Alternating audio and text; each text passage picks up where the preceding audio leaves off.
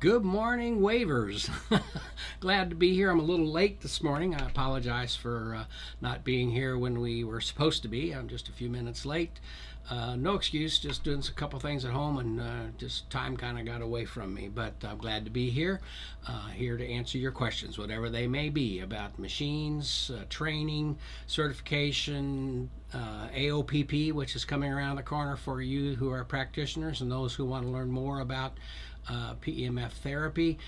So I'm here to answer any questions that you may have. If you have a question, simply write it in the chat box here on Facebook, or you can send me a text to 502-599-9722. I think I've got it memorized now, 599-9722. Send me a text with your name, and I will call you back as we can on the program. That way we don't have people stacking on top of each other trying to call in. So if you have a question, something you'd like to discuss, give me a call and I'd be more than happy to talk about it. I'll be here as long as we have things to talk about or things to share as we go this morning. I do have some things out here with me. Last week I said we were going to kind of talk about a few different attachments and how they're used, and we'll do that again this morning because people a lot of times ask questions about how the signal is projected and what happens and so on and so forth. So we'll get into that a little bit.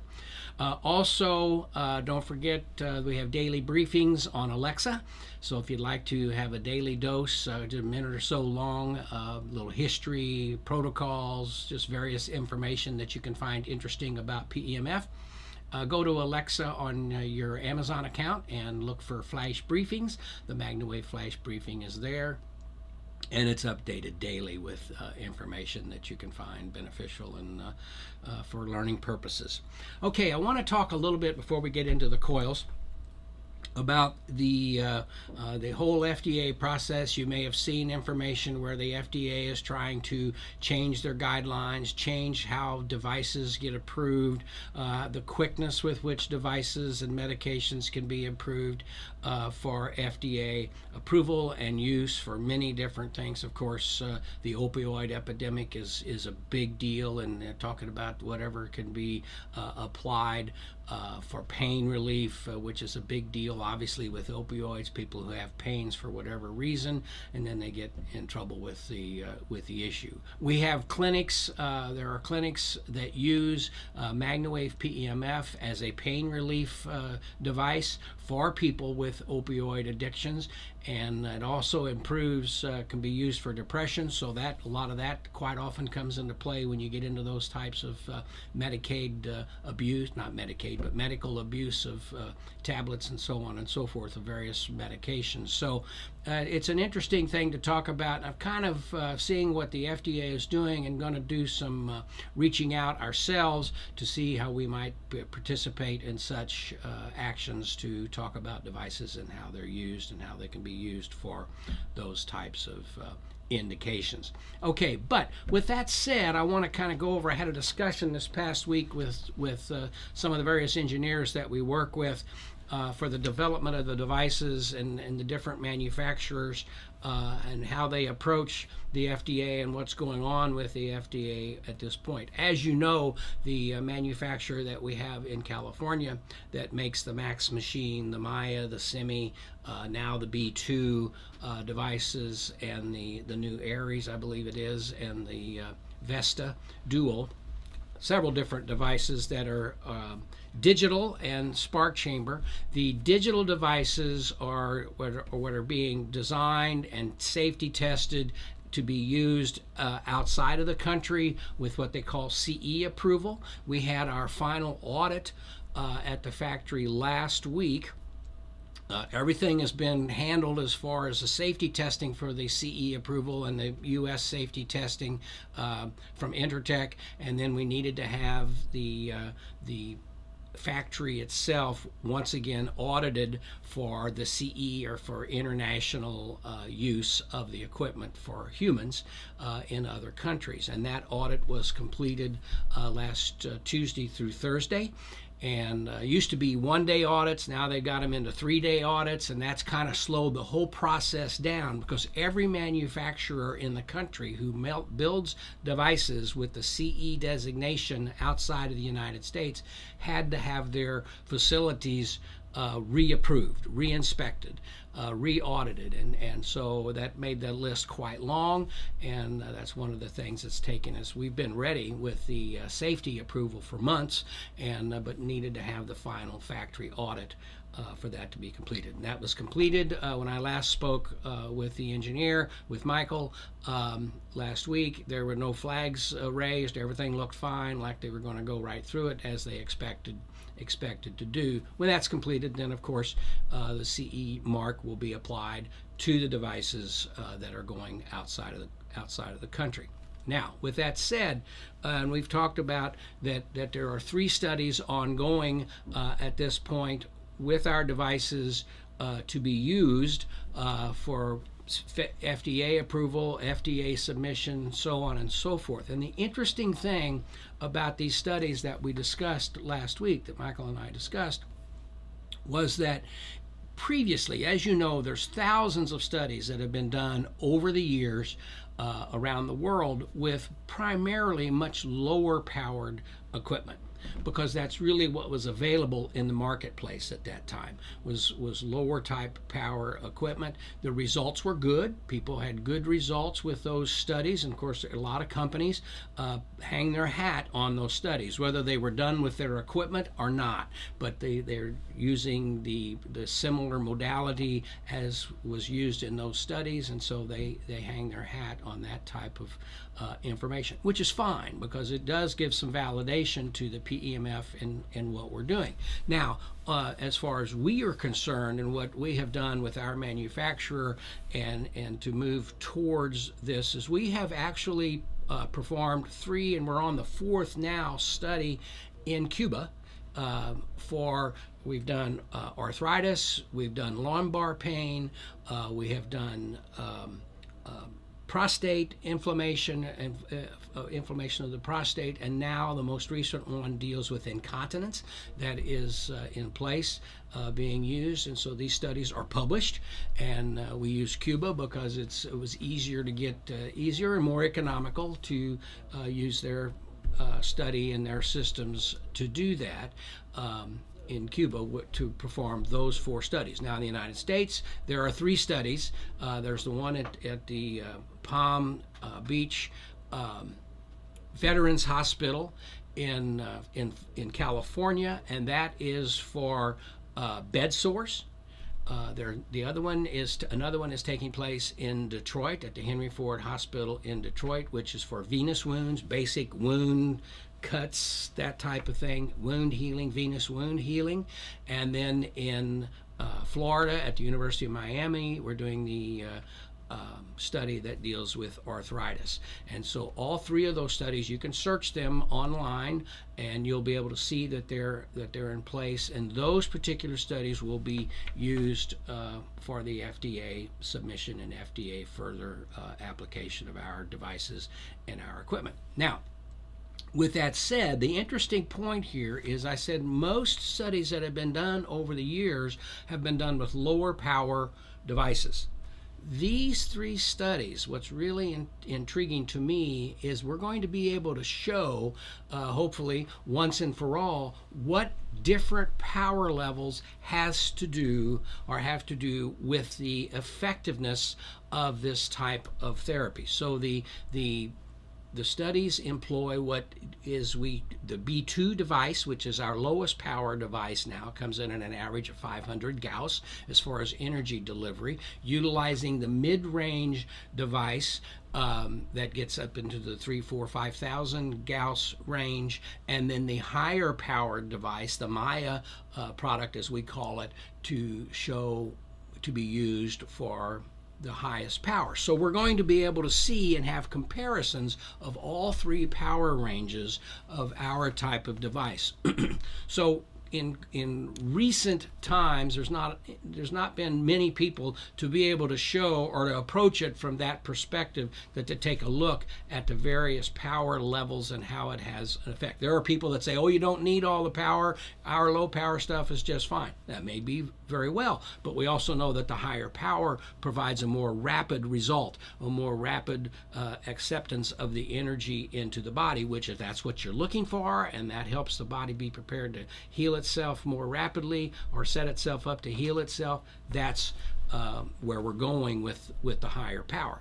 So again, these three studies are taking place with 3 different levels of power devices, so we can make a comparison in a documented fashion from a third-party study to really approach where we're going with these types of devices. I thought that was, I really hadn't thought about that. We knew we were using various devices. We were approaching it, doing the studies at these 3 different hospitals in the United States, but didn't approach it or didn't talk about it from the standpoint that this will be really a time to show the differences, maybe in speed from the higher power, maybe which one is more effective for particular, and the same indications are being approached with all 3 powered levels of device. So that may bring some questions up that you have. If you have a question, just put it up.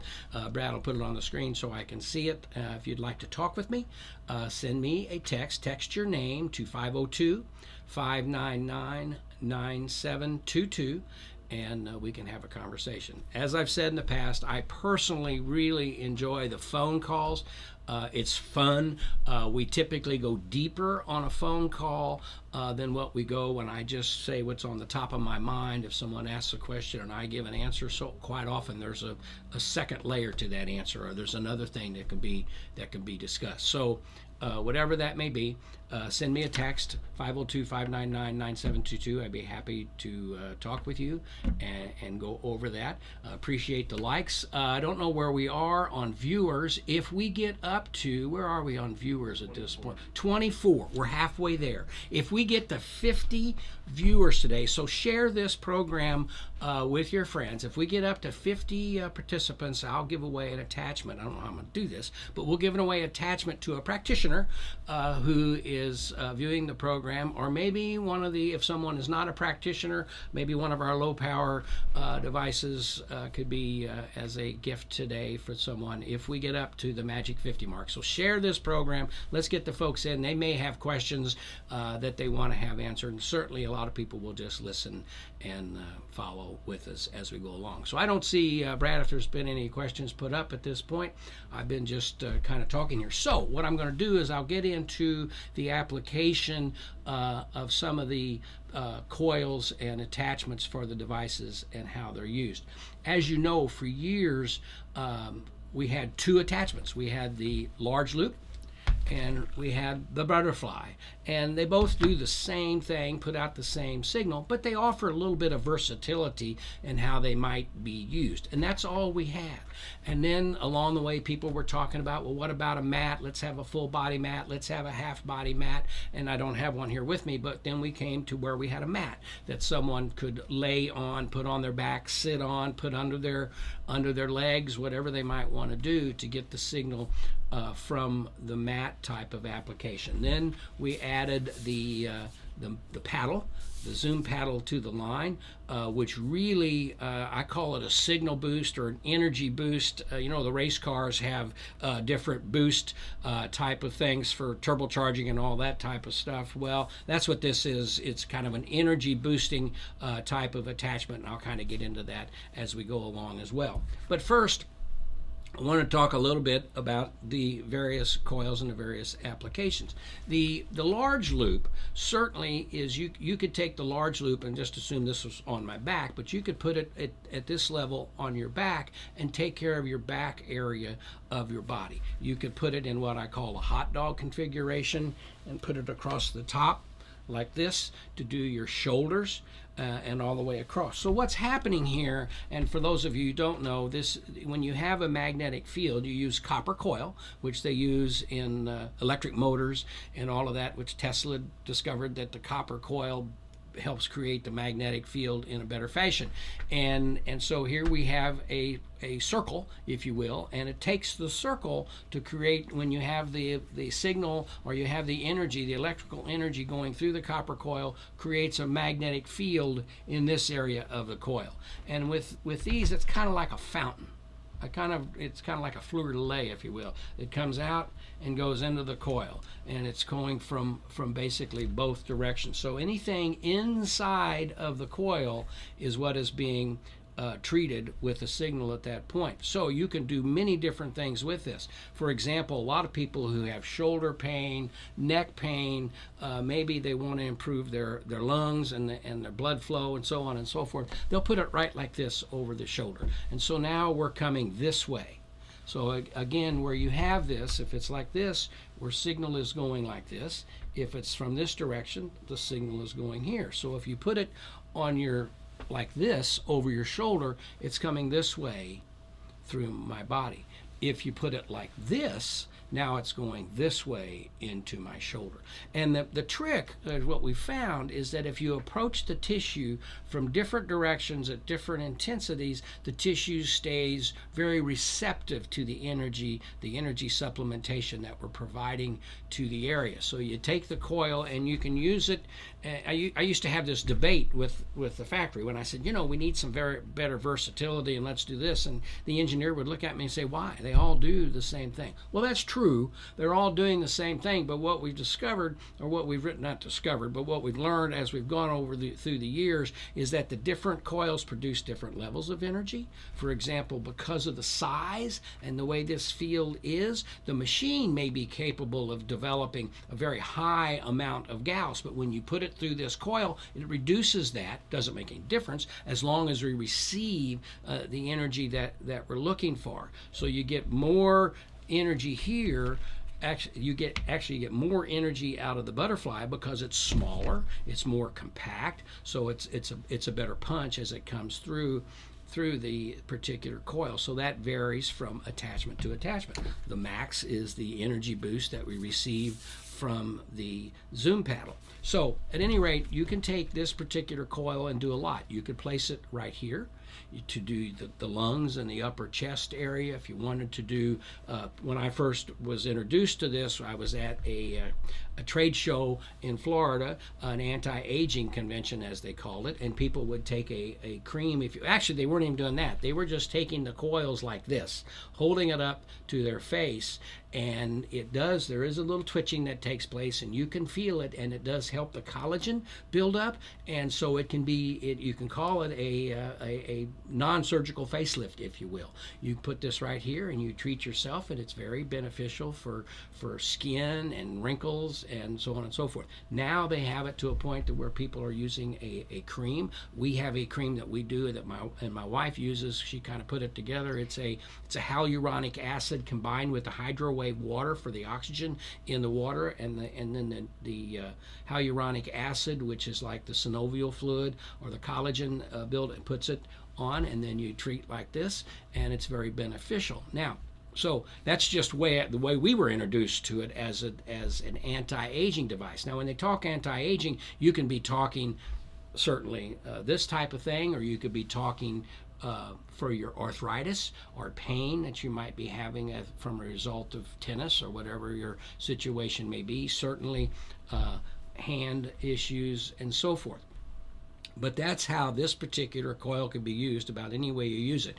And for the longest time, the most normal application, you would go and you would see somebody treating mid-area back pain and so forth, as they just put the coil over the head like this, and they're treating in this type of fashion the neck, the head, the lungs, the brain area, the whole thing, to get a good reaction from that situation. We've also taken to where we put it behind us and lean up against it and hold it over and hold it down. You have better contact there, and it just was a little more I don't want to say intense, but a little bit more direct in how we approach that area of the body, is the way it's quite often used from that situation.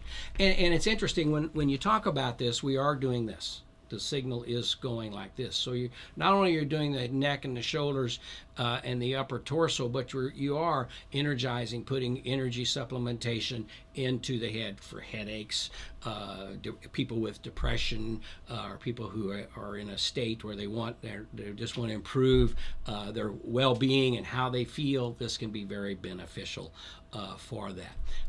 So that's how it is quite often used from that perspective. Any questions? Please send me a text. Text your name, 502-599-9722, or put your question into the chat box, and I'd be happy to go. Let's see, how often do you suggest it be used for equine hock pain? Well, you use it as much as necessary. I mean, it could be, let's just say you had your horse out and you did something and applied a certain amount of stress on the hock area, and all of a sudden we have some inflammation or we have pain there, and you know where it's coming from, you can tell where it's coming from, and you might treat it once or twice and bingo, it's taken care of. But in a lot of cases, you continue to work these animals, or you continue to do things, or something else is contributing to that particular pain that the animal is having, and it may require, whether it's age, weight, how it's being ridden, it may require that it's done once a week or once a month to keep this particular indication in check. And so I often say treat as long as function continues to improve, and then treat as often as necessary to maintain that function. That could mean that you treat the hock, let's say you treated it 3 times, 4 times the first week, and then once a week, and after 3 or 4 weeks, everything is fine, not having any problems, and it doesn't seem to be creeping back in to cause a problem. You could be finished with that issue at that point in time.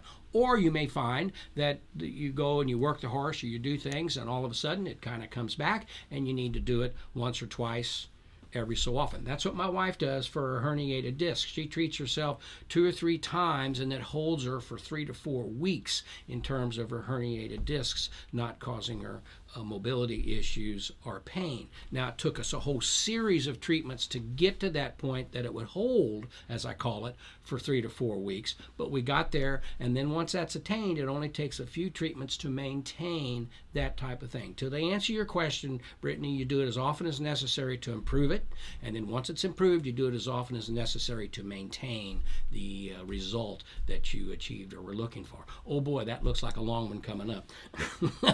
Long question. Let's see here. Ashley asks, have a question regards to EPM. They treated this horse prior to testing and started treatment for EPM and stopped when they started the meds. The vet wants to keep the horse on once-a-month treatment of Marquis because he responded well. Would I be able to treat him during those months? How usually we don't treat while they are on the meds for EPM. Now, that has changed. That I don't want to say it's changed, but it has kind of matured. When we first started treating horses with EPM situations, we learned that if a horse was having EPM issues and we treated it, really didn't improve it immediately. And so we learned after 3 or 4 treatments, there's something going on, need to have the horse checked. They would check the horse, oh, we got EPM, and then they would go into the medication. And so we would check with veterinarians, what should we do? And the answer was, let's finish the regimen of treatment, then go back to treating the animal. Okay, so that's kind of the way we went for years. But with more and more veterinarians coming on board, more and more people talking about it, learning more about different medications and how different animals responded to the medications, veterinarians, many of which would say, okay, we're going on this medication, let's treat at the same time. Let's treat to keep the oxygenation good. Let's treat to help relieve the pain that's going on there while we are administering the medication, the Marquis that they're using. So certainly that has kind of evolved over time. In many cases, people still go with the idea that once they're on the medication, you don't treat. Once they're finished with the medication, you begin treating. Now, in this case that you're talking about, where you have an animal, you have a horse that they're going to keep on a once-a-month type of dosage or a once-a-month regimen to do it, you're not going to cause anything to go wrong by treating if they're doing that. So if they're doing it as a stopgap, as something just to keep things in check, and you should have no worry about what you're doing or what's happening. The fact that if they may do the medication and then you treat the next day or whatever, perfect. However it falls out, you certainly want to clear this information with the different docs and people that you're working with. But that's kind of the background. So things have kind of changed a little bit. You know, when I first started and we had just a few veterinarians that were embracing what we were doing, we took what they said, and because we wanted to stay on the side of the veterinarians and on the side of their feelings on the medicine and the best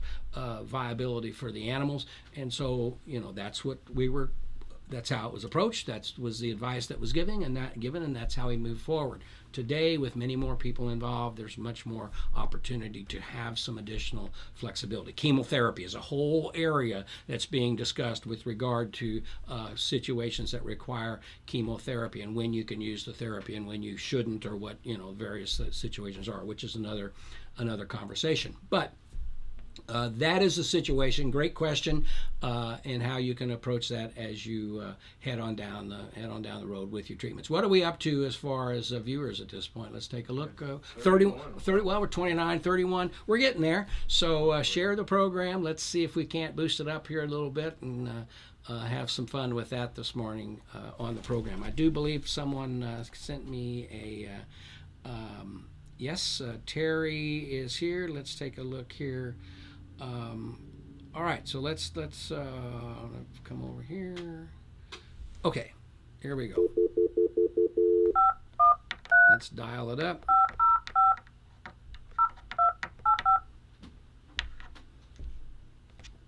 Oh, I made a mistake.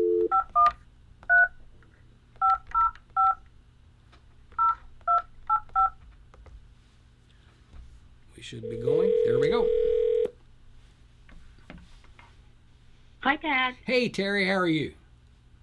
I'm good. You know, I've had a week, just actually an exceptional week. I've had this week two different owners who are riding horses that were off because of injury for almost a year. Wow. Who were back in the saddle this weekend with that nice weather. I know. How great is that? Yeah, that's to get incredible. those messages. I love it. Yeah, that's incredible. I love it. So, well, I know it's a great feeling. I always love getting them, but two, and you know, and to see these pictures 2 in a week is just, I know how much, in 2 mares that just meant the world to these owners, and thrilled for them. Great. But I have a question. It's not horse related, That's and okay. because I don't treat a lot of people, I guess this just hasn't come up before. Okay. But I've got a sister of mine, actually older sister of mine, Tammy's, who's had terrible plantar fasciitis that was just dragging on forever. Well, we've been treating her foot and actually having a lot of success. She's been a lot more comfortable. So the treatment's been going really well, but she travels a lot for work, and she mentioned to me that the last 2 times she's gone through the magnetometers, the security at the airport,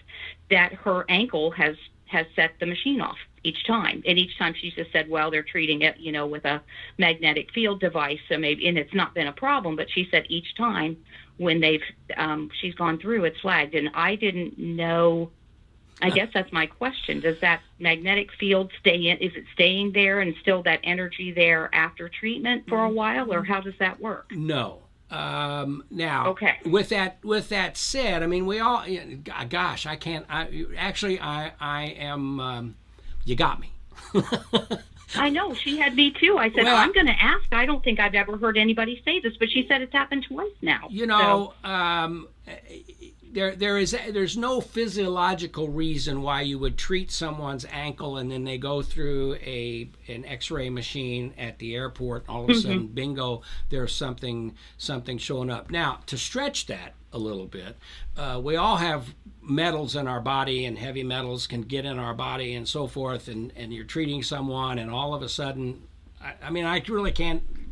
A doctor with us may have a better explanation than I'm going to present, but someone could maybe be, you know, I'm going to use the word charged a little bit, and so that could happen. But my gosh, my wife treats herself a lot, and I treat myself. Basically, I'm approaching prostate, age, and so on and so forth. Treat myself all the time. Fly a lot. Never had any type of issues with anything like that. That's the first time I've ever. Well, and I haven't that. asked her if the, I hadn't either. I said, I'm going to ask on our practitioner page, or I'll, then when I thought, well, I'll go ahead and ask on the call here.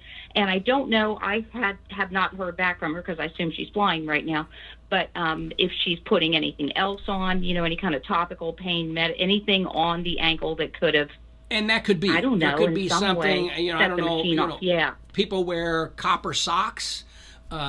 Yeah. With different linings. There's many different things that could lead to that. Maybe she's got a new pair of shoes. If she flies TSA, she doesn't have to remove her shoes, and so maybe she's going through with a pair of shoes, and that could be setting it off. So there's a lot of things. Well, I'm going to have to look because she stumped me too. Yeah. So, but the good news is she said her ankle's great, but. That's right, and for those of you as yourself who don't do a lot of work with humans, plantar fasciitis is an area that we've had a lot of success with. Again, it's an inflammation-driven problem with the foot, and if we can help relieve the inflammation, we can take better situated. But quite often a podiatrist may need to be involved to take care of something or do something. But it's inflammation reduction, pain relief, and away you go. Great question. Thanks for asking. Sure. Thanks for answering that. Like I said, I was stumped. I figured I'd go ahead and ask you, and I'm sure there's something else going on there that accounts for it. But just interesting question. So, there you go. Thanks, Thank you so much. Bye-bye. Okay. Very interesting question. See, looks like we might have another long one coming up here. Let's take a look and see what we got. I have a dog-related question. Is there any research about treating dogs with DM, and has it helped? Give me an Emily, what's D? I don't have my computer here with me to take a quick look at DM. Kind of break that down, Emily, and let me make sure that we'll come back to that. Let's go on to the next one. Okay, I have IPF, which basically means they don't know why my lungs are making scar tissue. The doctor is pretty sure it's because of my arthritis. At present time, there's no cure for IPF except to get a lung transplant. Sometimes IPF will stall, and people can have it for years without much problems, but then it starts up again. Some days are painful, and it's always exhausting. Hopefully, I will be able to get a transplant soon. I hope you can as well. Thank you for asking. We would like to get more people educated about IPF and to try to find ways to ease the pain and get some relief from the exhausting coughs. Okay, let's go back to the beginning of Jamie's comment here, where she talks about the lungs and the scar tissue. Certainly, and this is one of those points where I try to come back and talk about good oxygenated blood, good healthy blood cells that we have in our body can work miracles. In other words, if you have the body in a very healthy state, then the body's in a better position to work and heal itself. The scar tissue, what's causing the buildup, that's certainly a good question, and how to handle it. Can we find that after surgery, by using this type of energy therapy to work on the area, we do have less inflammation, less scarring. Scarring is not as dense, if you will, so it can be softer type of situation. So I would think, again, with Dr. Clearance and how you're doing it, but to treat the lungs, to have good oxygenated blood flow to the lungs and the body in general would be potentially very effective for the body to be better able to deal with itself and to maybe keep those types of situations at bay and not causing issues. I know we've had people that have had those types of things where they have difficulty breathing because of their scarring in the lungs. The more we treat them, the better they're able to cut back on their oxygen in some cases, or they're able to do things a little differently. So that's a thing. Can this good blood oxygenation and blood flow that this type of therapy provides be beneficial as an aid to help those situations? I would certainly think it's something to consider and look at. Again, though, you want to make sure you deal with your doctor. Great question. Thanks for asking. Let's see if we have another one here. Let's take a look. Emily, degenerative myelopathy. It's the progressive disease of the spinal cord in older dogs. Correct. Now I understand what you're talking about. Disease has insidious onset typically between 8 and 14 years of age. It begins with lots of coordination, ataxia in the hind limbs, and the affected dog will wobble when walking. Okay, so what we're dealing with, I don't know if there's any studies when she talked about, are there any studies or things done in these types of situations? However, we're talking about an issue with the spine. We're talking about it gets there, there's inflammation, they begin to have nervous problems or nerve problems where they become wobbly. Can good oxygenation and improved blood flow help those situations? Again, I would think so. And as we've treated animals and people with these types of degenerative types of issues, we've found very good relief. My son-in-law has a degenerative back condition, a degenerative condition of his spine, and the doctors told him 10 years ago, you're going to need to have surgery sooner than later. And Joseph treats himself regularly, treats himself all the time, and really helps keep that condition from getting worse and keeps things at bay and keeps himself more comfortable. Now, in his day-to-day activities, he's a young man, he works hard, he's in the horse business, so he's on his feet a lot. He's an agent, he's a jockey's agent. And so he's working early in the morning, late in the day, walking a lot, and so his back becomes an issue. And so this has been something that's been allowed him to maintain comfort and to put off having to have surgery, which no one wants to have surgery if they can certainly avoid it. Particularly people talk about surgery of the back. So this is a situation, great question, Emily, that again, I don't know of any studies as such. And you got to remember that in the veterinary world, a lot of studies are done, a lot of case histories are compiled and that type of thing. But in the veterinary space, you don't have to have studies in order to use something. It's not an FDA type of directed application of devices. There's a lot of devices used in veterinary that are FDA approved in humans for various indications and various usage. So to find a study in that regard, it's kind of like the FEI. When the FEI a few years ago came out and said, well, we're going to put you in this classification, and if you can show us this, then we'll let you use this. They never did all of that, and they've now made a lot of different rule changes with using PEMF in the FEI or the Federal Equestrian International. But they asked me questions, and I went to Johns Hopkins and various doctors that have at Johns Hopkins just happened to be at the time. I was talking with Dr. Pollack and Dr. Bob Dennis, who did a NASA study, and they both said, my gosh, the things that they're asking you to prove with this device would cost you more than FDA approval. They're asking you to show things that the FDA approval doesn't ask people to show when it comes to many different situations. Now, there's a whole conversation there when you start talking about FDA approval when they're having right now with the blood pressure medicines that they're finding have cancerous types of ingredients and so forth. So that's a whole nother conversation. But I kind of got off on a little tangent there. But in dealing with these types of things, that's what you need to keep in mind and in place as you're thinking these situations through.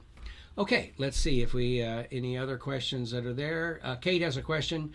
Has the MW, Magna Wave, ever been used on someone with ALS, Lou Gehrig's disease, and what were the results?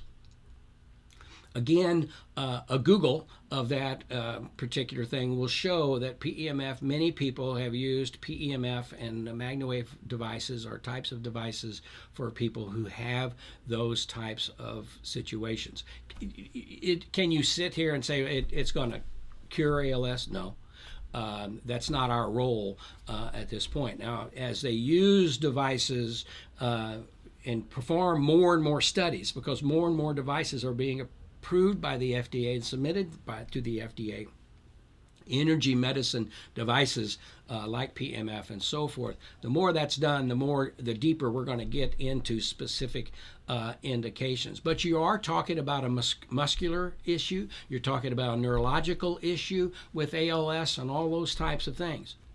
Do you think that good oxygenated or better oxygenated blood, better blood flow can help the body be in a position to better deal with those situations, to maybe again slow them down, keep them at bay, whatever may be, and that could very well be. So it's something that is there, and it's amazing the list of things that energy, blood flow, oxygenation. I mean, it's important. Just think about it for a minute. It's important for the body. The healthier the body is, and the healthier the blood, which is the oxygenation, which is the fuel, creates the ATP or the energy for the cells and the body, and all just is coupled together. The better balanced all of that is, the better off you're going to be.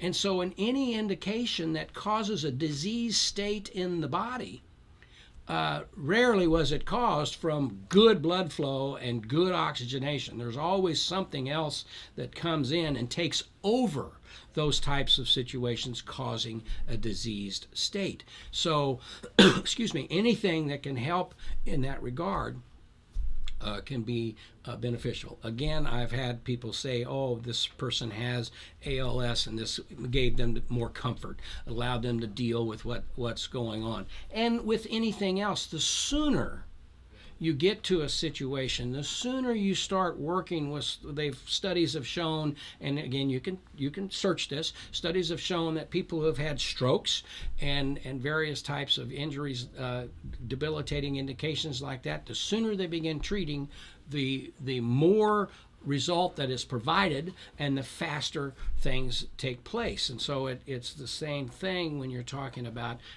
athletes, when they pull and they injure their shoulder, or football players who have hamstring issues. The sooner they get on it and start working at it with good methods that work, the faster the result, the faster the person's back on the field from an athletic situation. Of course, that's the same thing for you at home. You have something, the sooner you do it, the better off that you are, and the more opportunity you're giving something to be of benefit to you. Great question. Any other questions, please put them up there, and I'd be happy to take a look at them and answer them at this point. How are we doing on our count? We're up to 31. Come on, folks. Just a few more. We're higher this week than last week. We'll go up, and so that's a good thing. So let's see. I think we have another question. How are we doing on time? Well, we're getting close. Time flies when you're having fun, and it's always fun. Any advice on treating asthma or acid reflux? Again, asthma is circulation, lung closure, lung availability to be healthy and in a good thing. So certainly, as we discussed, people have done this for a long time to stimulate and give energy to the lungs and so forth. Acid reflux, you're talking about a situation of a acid buildup in the stomach. Could it be beneficial to treat here over the gut area for someone who has that?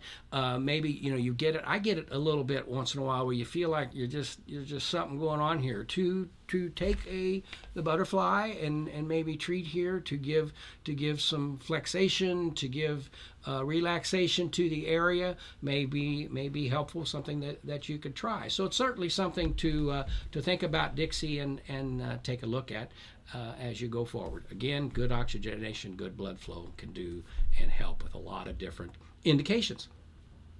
Okay, let's see if we've had any other texts here, if someone would like to visit. Everything looks quiet at this point on that front. Let's see. All right, Tammy has a question. Good morning. My daughter was born with bone joint abnormalities throughout her body, and after 18 orthopedic surgeries and other corrective procedures, she said her pain now is more nerve-related rather than bone-related.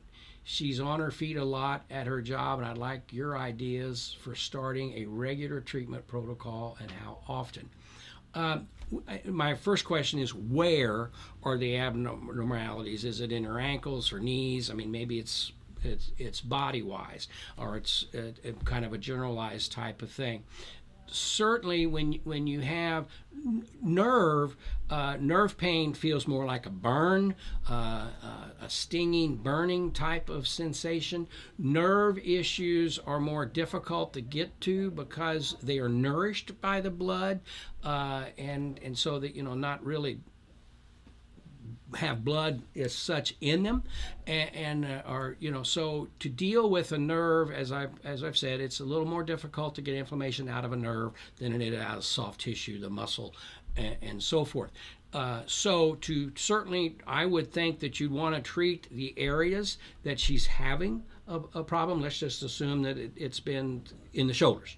A regular protocol would be, as we've discussed, treat as long as function continues to improve, and then treat as often as necessary to maintain the function or the result that was achieved. In some cases like this, unfortunately, you may be into a situation that you're not going to change it entirely. You're going to make it to where it's livable, or make it to where it's comfortable, to where she can deal with it comfortably and have her day-to-day activities progress more comfortably. So I would certainly treat, again, if she, the specific areas. What we did when we started with horses, we'd treat the overall horse to get good blood oxygenation, good blood flow throughout the body, which would go to the neck, legs, and all these places. And then we would go treat the specific area of pain to kind of just focus in on that area. You could do the same in that type of situation where you have people that have these types of discomfort. You could treat the back, you could take the torso, you could put this on your back, upper and lower, if you will, or you could do it this way to treat the whole upper torso, and then come over and go at it from the other direction or the other side to get good blood flow throughout the body. It only takes 15 minutes or so to improve the overall systemic blood circulation of the body. We're not talking something that is capillary or microcirculation that takes much longer to get into the whole body, but that's okay. It still can happen, but we want good, deep, systemic circulation as rapidly as possible. So you would do that, so over the next 18 to 20 hours of the day, her body is going to be receiving good, fresh, oxygenated, well-moving blood, not jammed up, not leading to inflammation. And then the specific area. If it's her knees, treat the knees. If it's her back, treat the low back for 8 to 10 minutes at a comfortable setting and move forward. It may take, because you've got years of activity here, it's going to take some time to get to it, to make it comfortable. It took my wife 90 days of almost continual treatments to get to where her back would not bother her for 3 weeks. And it would stay for 3 weeks, and then a couple of treatments would make it go another 3 weeks. So that's what you need to be in concert with and thinking about in this type of situation. Very good question, but certainly put it on and treat the area, deal with it, make sure it's comfortable. We don't want it to be uncomfortable for her with the nerve pain that she's experiencing and that type of thing. So once you've gone there, give us a shout back and let us know how it's going and what kind of results you're seeing. Great question. Again, and thank you so much. Let's see, we have another one coming up here, I believe. What attachment would you use for someone with a sinus infection? Okay, well, let's say again it's both sinuses. I have some photos where I did a whole photo series. We'll put it on the side here, a photo series showing where to use the various attachments for that. But I would do this. Put the coil up and treat the side. You could come over here and approach it from the side, depending, if it's all on, you have a sinus headache or a sinusitis or whatever, and it's all right in this area, you could treat right here. So the attachment that you use, you could do something like this. I feel like I'm in Star Wars or something, something going on. But you could do this. You could do this. You could put it in this type of configuration. You could approach it from this point. You could do it from here and come up through the whole head and area as you're going. You could do the same with the paddle. You could treat the specific area that you're dealing with for the sinus issue. Great question. Thanks for asking, and we'll see if we have another one. Another question. All right. Brittany asks, machine question, can you use a splitter attachment with the semi? No. Not in its current configuration. The semi is designed to operate one attachment at a time. There is an adapter for the semi that will allow it to take another attachment, a 2-plug attachment, that I guess theoretically you could put a splitter with that and run 2, but you're down to where when you do that, you are diminishing the power that can be delivered from the device. What I would recommend, I don't in that type of situation, certainly it would be just a few minutes to treat 2 separate areas. Or if you're doing animals or people even, I would recommend the wings. The wave wings that we use so often for horses can certainly be used for people. I have athletes that do that. They'll lay on the one part of the wing. They'll basically open the wing up and they'll lay in the wing and put the other wing over their body, over their shoulders, if you will. They'll do the back and the front, or they'll do their hips and they'll do the back and the front of the hips, or the same thing. They could put their knees on one, put the knees in, and put the other over the top. So there's one way to be able to do to get some more flexibility with the semi. But the short answer is, without a lot of workaround, the semi is designed to run one attachment at a time. I hope that helps clarify that, Brittany. I appreciate. Good question. Any other questions, folks? Just put them up there and we'll take a look at it. What are we up to count-wise? Let's have a look. 31. Doggone it. We're getting there. We're sneaking up on it. So we'll get there one of these times. Oh, I got another text here. Let's take a look and see what we have. Let's dial it up. Remember to put your first name in there so I know who I'm talking. The number you have dialed is not in service. Wait a minute. Let's try it again.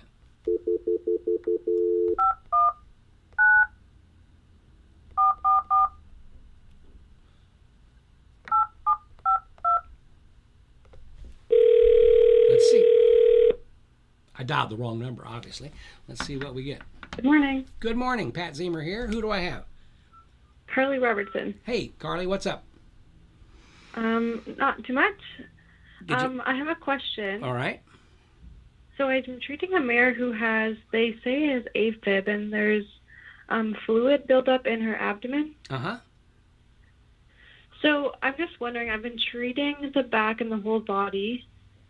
Okay. And I've just started treating more of the around the stomach area. So I just didn't know if you've had any of well, this certainly. issue before. Yeah, yes, we have in similar type of issues. I can't say that would be absolutely the same or exact, but certainly to treat that area, to improve to massage the area, to help move fluids, to get the better flow of the body going, to stimulate the lymphatic system, to help with that type of situation as well. So to go at that would be certainly something. Again, you want to work closely with a veterinarian, but it's certainly a situation that you could see some benefit from, I would think. Awesome. Okie doke. Thank you. Yes, ma'am. Thank you. Appreciate your call. Bye-bye. There you go. Good questions, and I certainly appreciate that. And when you have that type of question, you have, and that's something else that we're getting really close on time here. So I really appreciate your being with us this morning. But when you have these types of questions, bring them to the office hours or call the office. We've got technical resources here. We've got folks here who can help answer any of these questions, whether it's about small animals, about people, about large animals. We got veterinarians we work with. We have doctors we work with to do this. We're doing some work now with a local physician who's a children's orthopedic surgeon, and he's referring people to us prior to surgery, or maybe they can get some closure on some healing that would make surgery not be necessary. I mean, that's so exciting to have a doc that's saying, we don't want to just operate to be operating. If we can do this to step in and help this situation before we have to go operate or put plates or things like that in, or rods, we certainly want to approach that. And so it's certainly fun to be doing that, and we're keeping case histories on this stuff that we can use to where people can understand the value to see how it's being used for folks. Do we have one last question here, Brad? And then we'll go on to our next meeting from Kate. Thank you. I agree with the ASAP treatment on the human body as well as the animal friends. I specialized in sports medicine for 15 years. Great. I'd love to talk with you further about that because we're wanting to do some development with regard to sports medicine. But do not wear and tear. Let's see. But do the wear and tear on my body while helping others. I'm very interested in the type of treatment for various human and animal dysfunctions, including my own. How do I get more information on purchasing this? Okay, Kate. Simply call the office. It's 502-742-7868. And I would ask for Cameron or Elaine. And they can certainly begin to answer the questions that you may have to see how we're using this that can apply to what you're doing and in sports therapy. We've had a lot of people who have come to us who have been sports therapists, whether it's from the physical standpoint or massage or chiropractic or that type of thing, that as they go on in their careers, they get to a situation that, it's harder. Unfortunately, we age and things change, and this type of device has allowed them to continue to use their hands for what they do with their hands in terms of their diagnosing and analyzing what's going on, and the machine can help do some of the work and to help bring along these types of situations. So please give us a call the office. I'd be more than happy to visit with you myself. I'm here as much as possible to be available to answer any questions that there may be. But again, 502-742-7868. Ask for Cameron, and they will see that any questions that you have are answered from the standpoint of your profession and of what other people's in your profession are doing and how it's being utilized from that point. So great questions. Did we get to everything, Brad? There was two more. Two more. Let's quick take a look at what we've got. What's the youngest age a person to use it on? Silly question, just wondering.